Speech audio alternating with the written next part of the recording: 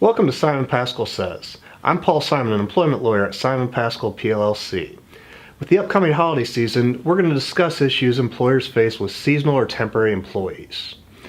The most common issue we see with seasonal or temporary employees has to do with how employers pay the worker. Oftentimes, employers believe that they do not need to pay a seasonal or temporary worker as a W-2 employee because they're only working a few weeks or months.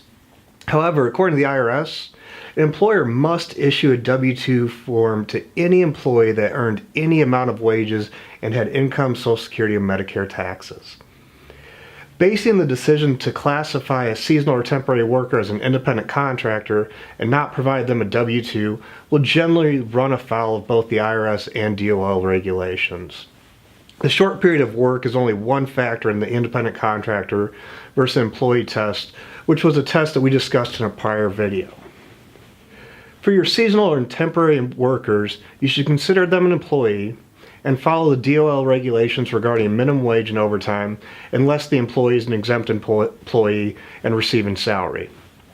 Other questions we get from employers regarding seasonal and temporary workers are whether the employee is considered full-time or part-time, whether or not the employee must receive benefits, and how many hours can the employer have the employee work.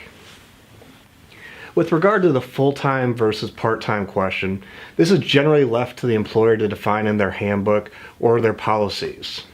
The Fair Labor Standards Act, or the FLSA, which governs how employees must be paid, does not define full-time or part-time and doesn't affect any of the FLSA laws. Now, a seasonal or temporary worker can factor in with regard to your headcount with regard to the Affordable Care Act or Obamacare. So you should consider that when determining whether or not you actually want to hire a seasonal or temporary worker and if that's going to affect your headcount for the ACA. The full-time versus part-time question generally impacts whether an employee is eligible for benefits, however. Most employers put in their benefits policy that an employee is not eligible for any benefits, including PTO, vacation, paid time off, sick days, until they've been employed for at least 90 days.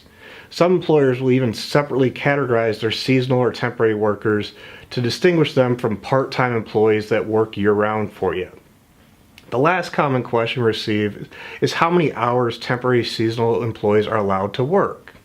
Now, the FLSA does not limit the number of hours per day or per week that an employee aged 16 years and older can be required to work.